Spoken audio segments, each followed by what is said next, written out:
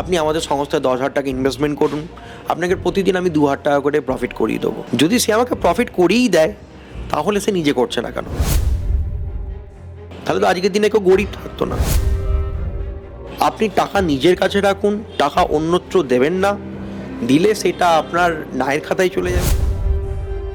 আপনারা আজকের দিনে এই সোশ্যাল মিডিয়ার যুগে যে সমস্ত জিনিসগুলো দেখছেন সেটা প্রপার নলেজ নয়।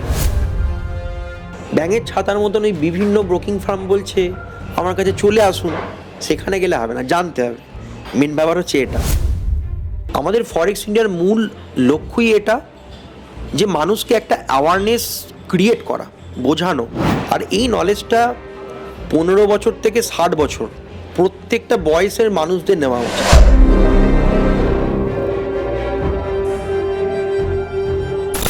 এই যে ফরেক্স ইন্ডিয়া, এই মুহূর্তে আপনি যা শীর্ষে রয়েছেন, শীর্ষ পদে রয়েছেন, মূলত এই সংস্থার কি উদ্দেশ্য বা মানুষকে কি পরিষেবা দিতে চায় সেই বিষয়টা যদি একটু খুলে বলেন। মেন ব্যাপার হচ্ছে আমি একজন কর্পোরেট ফান্ড ম্যানেজার, এবং আমার মেইন ইন্টেনশন এটাই ছিল যে মানুষ ফাইন্যান্স সম্পর্কে শিখুক, ইনফ্লেকশন সম্পর্কে জানুক। কারণ আজকের দিনের আপনি যদি বাচ্চাদেরকে দেখেন, তারা সঞ্চয়ের থেকে ব্যয় এই জিনিসের প্রবণতা বেশি। কিন্তু সেই বাচ্চাটাই যদি আজ থেকে অবশ্যই ব্যয় করুক, জীবনের শক্ত মেটাতে হবে, কিন্তু সেই ব্যয় থেকে সেই সঞ্চয় করে, তাহলে তার যখন 30 থেকে 36 বছর বয়স হবে, সে সেই সময় সঞ্চয়ের মাধ্যমে যে রেট অফ ইন্টারেস্ট জেনারেট করতে পারবে বা যে অ্যামাউন্ট সে ক্রিয়েট করতে পারবে, সেটা তার ভবিষ্যৎ প্রজন্মকে সাপোর্ট প্রোভাইড করবে। ইনফ্লেকশন জিনিসটা কি, আমি একটু শর্ট ফর্মে যদি বলি, এই জিনিসটা সব থেকে বেশি কারা বুঝতে পারে, আমাদের বাড়িতে যারা কাজ করে, কাজের যে সমস্ত আমাদের দিদিরা থাকে, তার আগে দেখবেন তারা প্রত্যেক বছর আগেই এসে বলে দেয় আমাদের মাইনে কিন্তু এত টাকা বাড়াতে হবে। এর কারণটা কি? কারণটা হচ্ছে তারা আজকে আপনি 500 টাকা নিয়ে বাজারে গেলেন, সেম জিনিসটা আজ থেকে 1 বছর পর যখন আপনি বাজার করতে যাচ্ছেন, সেই বাজারটা আপনার 600 টাকা পড়ছে, মুদ্রাস্ফীতি একদম। তো এই যে 100 টাকাটা বেড়েছে, এটাই হলো ইনফ্লেকশন। এবার এই জিনিসটার ওপর ইনফ্লেকশন 2 রকমের হয়, সেই জিনিসগুলোকে বুঝতে হবে এবং তার ওপরে আমাদের সবসময় ইনভেস্টমেন্ট করতে হবে। আজকের দিনে আমি 1 লাখ টাকা এফডি করলাম, সেই টাকাটা আমাকে 30 বছর পর তার যে ভ্যালুয়েশন দাঁড়াবে 60,000 টাকা, আমাদের বাজার দরের হিসাবে আমি বলছি। কিন্তু যখন আপনি সেই জিনিসটাকে শিখে প্রপার ওয়েতে ইনভেস্টমেন্ট করবেন, তখন সেই 1 লাখ টাকাটাই আপনার আজ থেকে 10 বছর পরে more than 10 to 12 Times return দিয়ে যাবে। এবার দেখবেন এখানে একটা খুব সুন্দর টুইস্ট আছে। এই আমাদের ফিন কন্টেন্ট ক্রিয়েটাররা বলে আপনি 1 লাখ টাকা বিনিয়োগ করলে আপনি প্রতি মাসে মাসে 10,000, 12,000, বা আমাদের কাছে অনেক সময় কল আসে, আপনি আমাদের সংস্থায় 10,000 টাকা ইনভেস্টমেন্ট করুন, আপনাকে প্রতিদিন আমি 2,000 টাকা করে প্রফিট করিয়ে দেবো। যদি সে আমাকে প্রফিট করিয়েই দেয় তাহলে সে নিজে করছে না কেন? তাহলে তো আজকের দিনে কেউ গরিব থাকতো না। আর আমাদের ফরেক্স ইন্ডিয়ার মূল লক্ষ্যই এটা যে মানুষকে একটা অ্যাওয়ারনেস ক্রিয়েট করা, বোঝানো যে আপনারা আজকের দিনে এই সোশ্যাল মিডিয়ার যুগে যে সমস্ত জিনিসগুলো দেখছেন সেটা প্রপার নলেজ নয়। আপনি নলেজেবল হন, আপনি টাকা নিজের কাছে রাখুন, টাকা অন্যত্র দেবেন না, দিলে সেটা আপনার নায়ের খাতায় চলে যাবে সব থেকে প্রথম। আর একটা জিনিস বুঝতে হবে, আপনি যদি স্টক মার্কেট থেকে রিটার্ন জেনারেট করতে যান, তো সেখানে যেটা আমাদের অ্যাবসলিউট রেট অফ ইন্টারেস্ট হয়, সিম্পল রেট অফ ইন্টারেস্ট, সেখানে আপনার গোটা বছরে আপনি যদি 15 থেকে 12% রেট অফ ইন্টারেস্ট জেনারেট করতে পারেন, ইউ আর দ্য রাজা। আপনি যদি 15% থেকে আপনি 18% রেট অফ ইন্টারেস্ট জেনারেট করতে পারেন, আপনি রুল। আর আপনি যদি 21% থেকে 25%-এর মধ্যে রেট অফ ইন্টারেস্ট জেনারেট করতে পারেন, আপনাকে পরবর্তীকালে একজন বিলিয়নার হতে কেউ আটকাতে পারবে না। কিন্তু এই কথাটার সঙ্গে কি ফিন কন্টেন্ট ক্রিয়েটারদের যে সমস্ত কন্টেন্টগুলো থাকে, এডুকেশন থাকে, তার সঙ্গে মিল খাবে? মিল খাবে না। এটাই হলো নলেজ। যখন প্রপার নলেজ আপনার মধ্যে না থাকবে, আপনি তখন এই জিনিসগুলোতেই কুইক রিচ এই চিন্তাভাবনাতেই আসক্ত হয়ে পড়বে। আর এই নলেজটা 15 বছর থেকে 60 বছর প্রত্যেকটা বয়সের মানুষদের নেওয়া উচিত। আমাদের মেন ইন্টেনশন এইটা ছিল যে lower middle class family, basically আমিও একটা মিডল ক্লাস ফ্যামিলি থেকেই বিলং করেছি, বা ইনফ্যাক্ট এখনও করছি। অল্প কিছু ফাইন্যান্সিয়াল ফ্রিডম হতে পেরেছি বাই হার্ড ওয়ার্কিং ডেডিকেশনস। তো মেন ব্যাপার হচ্ছে এই ফাইন্যান্স নলেজ একটা লোয়ার মিডল ক্লাস ফ্যামিলির মধ্যে যদি থাকে, সে যদি আজকের দিনে 50,000 রুপিস যে কোনো ব্যাংকের ডিম্যাট অ্যাকাউন্টে ইনভেস্টমেন্ট করছে, বা রেপুটেটেড যে সমস্ত ব্রোকারগুলো আছে, অ্যাঞ্জেল ব্রোকিং আছে, মতিলাল অসওয়াল আছে, জেরোদা আছে, রেপুটেটেড ব্যাঙের ছাতার মতন ওই বিভিন্ন ব্রোকিং ফার্ম বলছে আমার কাছে চলে আসুন, সেখানে গেলে হবে না, জানতে হবে। মেন ব্যাপার হচ্ছে এটা। তো সেখানে নিজে বিনিয়োগ করুক, নিজের কাছে টাকা রাখুক, সেটাকে রোল করে পুরোপুরি যদি 30 ইয়ার্স পর্যন্ত লং টার্মে নিয়ে যায়, তাহলে সেই 50,000 অ্যামাউন্টটা আজ থেকে আপনার 30 বছর পর মোর দ্যান তাকে 60 lakhs রুপিস রিটার্ন জেনারেট করে দিয়ে যাবে। এটা কিন্তু ROI, রেট অফ ইন্টারেস্টের মধ্যে পড়ে না, এটা পরে টাইমস। আমি এত টাইমস বাড়ালাম। আমরা দেখবেন প্রায় সময় এই এক্সাম্পলটা বিভিন্ন জায়গায় পাই। আজ থেকে 47 ইয়ার্স আগে স্যার রাকেশ ঝুনঝুনওয়ালা 5,000 টাকা থেকে স্টার্টিং করেছিলেন, 47 বছর পর তিনি 500 কোটি টাকায় পৌঁছেছিলেন। তো শুধু কি তিনি ট্রেডিং করে পৌঁছেছিলেন? তিনি তো প্রচুর মিডিয়া হাউসে ইন্টারভিউ দিয়েছেন, কোনো জায়গায় তিনি বলেছেন যে আমি অপশন ট্রেডিং করে পেয়েছি। স্যার ওয়ারেন বাফেট বারবার প্রত্যেকটা তার টেস্টিমনিতে মিডিয়া হাউসে এসে বলে গেছে, যারা অপশন ট্রেডিং করে তারা গ্যাম্বলিংয়ে প্রবেশ করে, তারা কেউ টাকা বানাতে পারে না।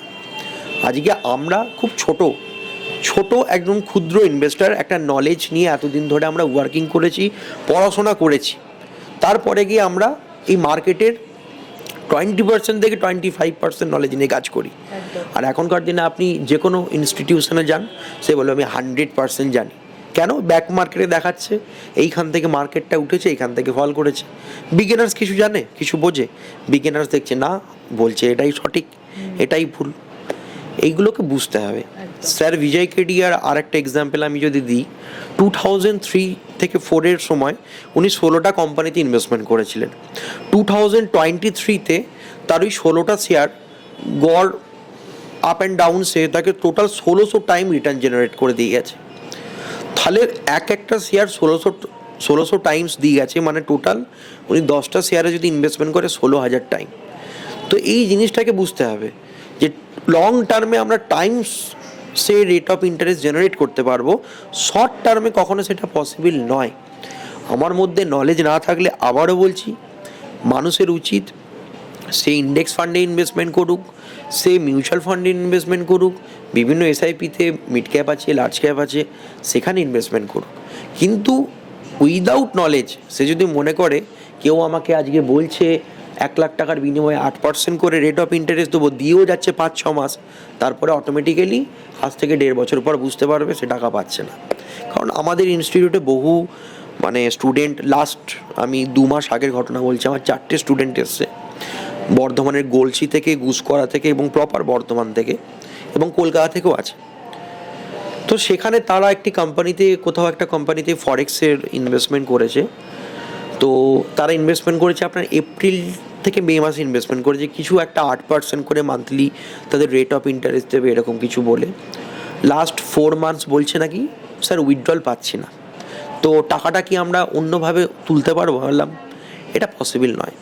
তুমি যে ব্রোকিং ফার্মে টাকা দিয়েছো, সে পুল অ্যাকাউন্টের মাধ্যমে টাকা নিয়েছে, সেটা ছাড়া তুমি কখনো পাবে না।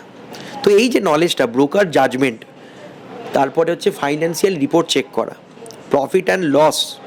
এখনকার দিনে মানুষ দেখবেন খুব আসক্ত স্ট্র্যাটেজি, আমি স্ট্র্যাটেজি শিখবো। স্ট্র্যাটেজি কী জিনিস? কৌশল। স্ট্র্যাটেজি বলে সেরকম কিছু হয় না।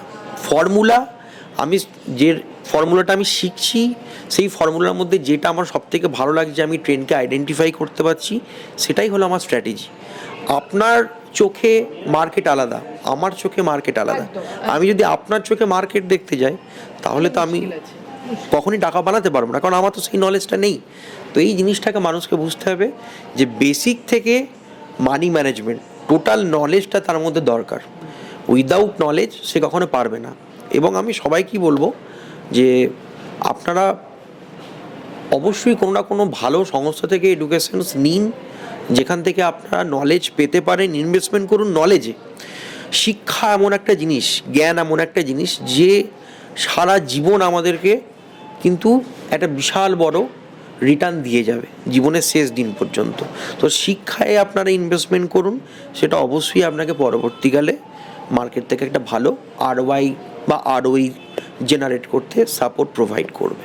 ক্রমাগত দেখা গেছে সময় অসময়ে যে যারা ইনভেস্ট করে তারা ইনভেস্টমেন্ট করে ঠকে গিয়েছে।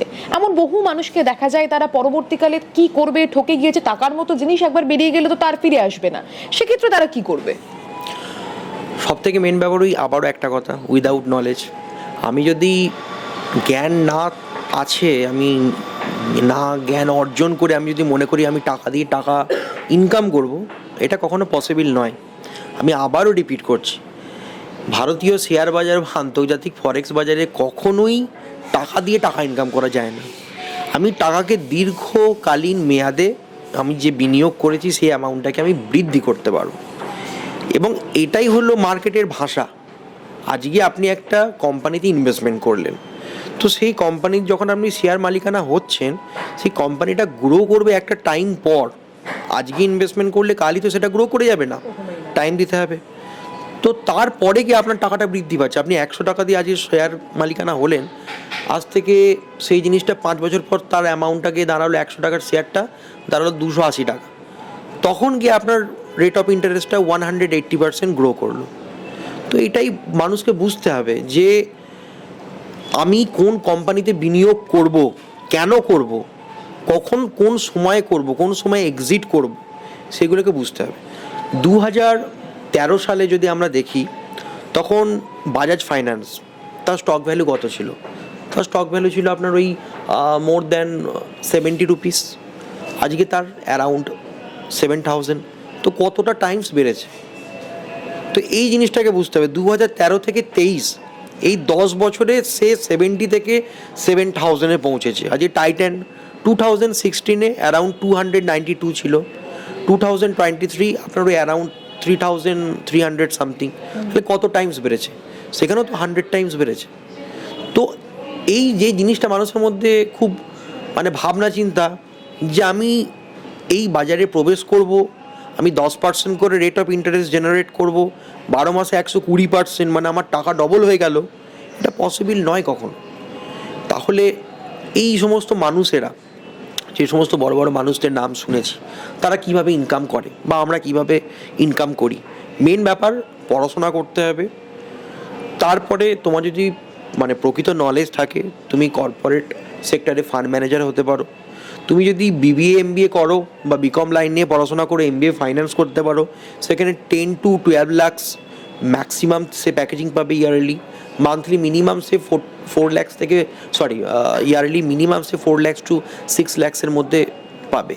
তাহলে উইথ এডুকেশনস নলেজ বলছে এই জিনিসটা, তাহলে উইদাউট এডুকেশনস আমি এক্সপেকটেশনস বেশি কী করে রাখতে পারি? এবার আমি আমার বিজনেস অরাটাকে ক্রিয়েট করবো কী করে? এখানে ছোট্ট করে একটা আমি উদাহরণ দিতে চাই।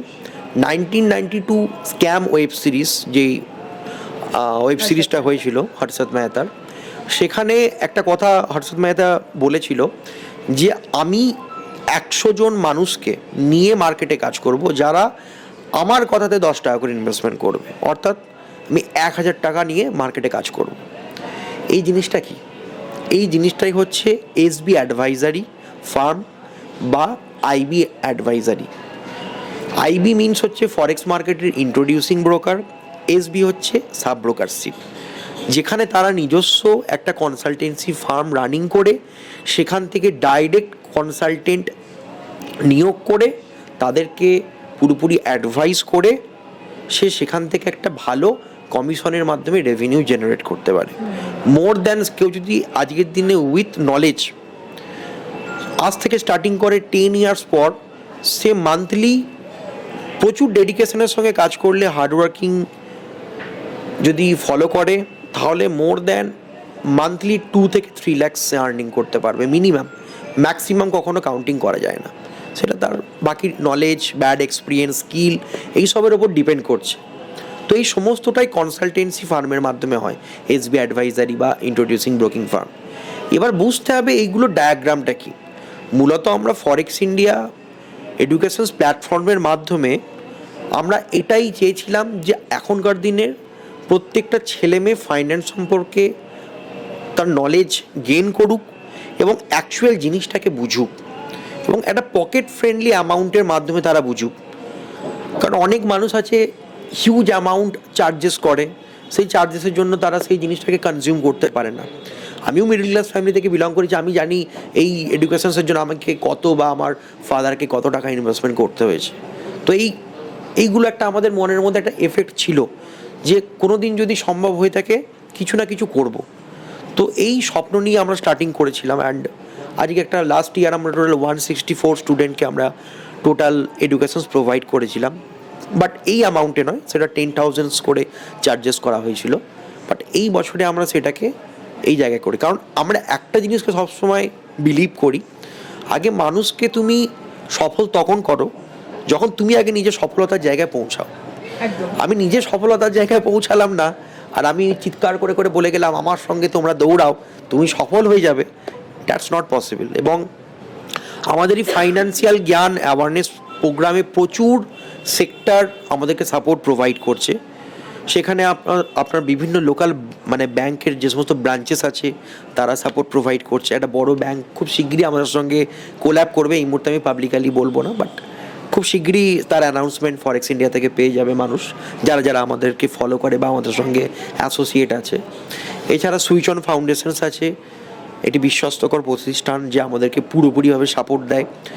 আমাদের ডিস্ট্রিক্টে যে সমস্ত সিটি চ্যাপ্টার আছে এবং বর্ধমান সিটি চ্যাপ্টার, তার যে মেন কোঅর্ডিনেটর সন্দীপন সরকার, সে প্রচুর সাপোর্ট প্রোভাইড করে আমাদের এই অ্যাওয়ারনেস প্রোগ্রামে। এবং আমাদের আপকামিং আরেকটা প্রজেক্ট রেডি হচ্ছে, যেটা আমাদের অনগোয়িং চলছে এখন, চিলড্রেন অ্যাওয়ারনেস, যেখানে আমরা বিভিন্ন জিনিসের ওপর বাচ্চাদেরকে নলেজ দিতে সাহায্য করব, স্কিল ডেভেলপমেন্ট করতে সাহায্য করব। কারণ এবং এটা মেনলি আমরা বেঙ্গলি মিডিয়াম ছেলেদের জন্য করব, কারণ বাংলা মিডিয়ামের ছেলেদের মধ্যে স্কিলটা খুব কম থাকে। তো সেখানে আমাদের টার্গেট হলো বিভিন্ন রুরাল এরিয়াতে স্কুলগুলো আমাদের সঙ্গে অ্যাটাচমেন্ট হচ্ছে, সেই সমস্ত ছেলেদেরকে আমরা পকেট ফ্রেন্ডলি একটা নমিনাল অ্যামাউন্টে পুরো 1 বছর গাইডেন্সের মধ্যে রাখবো এবং তাদেরকে প্রপার সমস্ত নলেজ প্রোভাইড করব স্কিলের ওপর বিভিন্ন সেক্টর। ল অফ অ্যাট্রাকশনস, যেটা আমাদের এই ফাইন্যান্সিয়াল জ্ঞানেতেও আছে, আমরা টোটাল এখানে উইদাউট নলেজ ছাড়াও আমরা এখানে ল অফ অ্যাট্রাকশনস মানে কোর্সটাকে প্রোভাইড করি, হিউম্যান ডেভেলপমেন্ট ট্রেনিং প্রোভাইড করি এবং অন্টারপ্রেনিয়ারশিপ ট্রেনিং প্রোভাইড করি। অন্টারপ্রেনিয়ারশিপের কারণই হচ্ছে যারা ইউথস আছে সে যদি মনে করে পরবর্তীকালে আমি ফাইন্যান্সিয়াল মার্কেটে আমি একটা এসবি অ্যাডভাইজারি ফার্ম ওপেন করতে চাই, তো সেই সময় কিভাবে আমার মার্কেটিং হবে, কিভাবে আমি সেটাকে একটা বিগ লেভেলে নিয়ে যাব, সেই সমস্ত এডুকেশনসটা আমরা প্রোভাইড করি এখান থেকে। দেখুন, আমাদের অনেক মানুষ প্রশ্ন করে এত কম টাকায় আপনি কি করে এডুকেশনসটা প্রোভাইড করছে। মেন ব্যাপার হচ্ছে এইটা মেন ব্যাপার নয় আপনি কত টাকা চার্জ করছেন, মেন ব্যাপার হচ্ছে আপনি চান কি। আমাদের রোল প্রথম থেকে একটাই ছিল যে আমরা এমন একটা পকেট ফ্রেন্ডলি অ্যামাউন্ট রাখবো, নমিনাল চার্জেস, মানুষ সেটাকে যেন এফোর্ড করতে পারে, মানুষ শিখতে পারে। এই জিনিসটাই আজকে আমাদের খান স্যার আছেন, যে আজকে ইউপিএসসির, যার জন্য আপনাকে প্রিপারেশনস নিতে গেলে 1,75,000 ইনভেস্টমেন্ট করতে হয়, সেই জায়গাটাতে উনি 7,500 নিয়ে এসছেন। তো এটা ভাবনা চিন্তার উপর ডিপেন্ড করে। আমি করতে চাই, এবার মানুষ সাপোর্ট করলে অবশ্যই সেটাকে আরও বাড়াতে পারবো, মানুষের ওপর ডিপেন্ড করছে। আর ট্রাস্ট, আগেই বললাম যে কোনো মানুষ আসুক, সে আমাদের ফরেক্স ইন্ডিয়া অ্যাপ ভিজিট করুক, সে এডুকেশনসের জন্য প্রথম ইনস্টলমেন্ট পেমেন্ট করুক, 3টে ইনস্টলমেন্টে সে করতে পারবে। 6 মাসের এডুকেশনস, 6 মাসের গাইডেন্স, সে টোটাল 1 ইয়ার্স আমাদের সঙ্গে থাকছে। কেউ 1 বছর এরকম টোটাল গাইডেন্স এত পকেট ফ্রেন্ডলি অ্যামাউন্টে করাতে পারবে না। কারণ আমাদের মেন যে সমস্ত আমাদের টিম মেটস, আমাদের সবাইকারই প্রথম থেকে একটা লক্ষ্য ছিল একটা কমিউনিটি বিল্ড আপ করা, যে কমিউনিটিটা আমরা যেমন তাদেরকে সাপোর্ট প্রোভাইড করছি, সেও যেন তার লোকালে সাপোর্ট প্রোভাইড করে। আজকে যদি আমি মনে করি আমি একজন সিঙ্গেল পার্সনস হয়ে গোটা পশ্চিমবাংলার প্রত্যেকটা মানুষকে হেল্প করব, দ্যাট নট পসিবল। সেই জায়গায় আমার কমিউনিটি থাকতে হবে, আমার মতন ভাবনা চিন্তার মানুষ থাকতে হবে।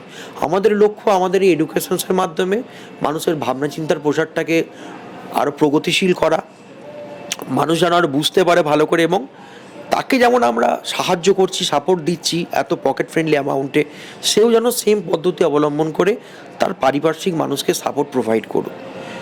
এটাই আমাদের লক্ষ্য, এর বাইরে কোনো লক্ষ্য নেই। আমার মনে হয় কৌস্তব বাবুর যে এত কথা আমরা শুনলাম, তিনি অনেক কিছু বললেন, এবং যারা এই মুহূর্তে ইনভেস্টমেন্ট করছে মার্কেটে তারা কোন পন্থা অবলম্বন করবে কিংবা কোথা থেকে শিক্ষা নেবে এবং কি কি কৌশল অবলম্বন করলে সত্যি সত্যি তারা ঠকবে না, এই সংক্রান্ত বিষয়ে একাধিক যে ডাউটস ছিল মানুষের মনে তা ক্লিয়ার হয়ে যাবে। এতক্ষণ আপনারা দেখছিলেন বাংলা হান্ট, ক্যামেরায় সৃজিতার সঙ্গে আমি ওয়েন্দ্রিলা, বাংলা হান্ট, কলকাতা।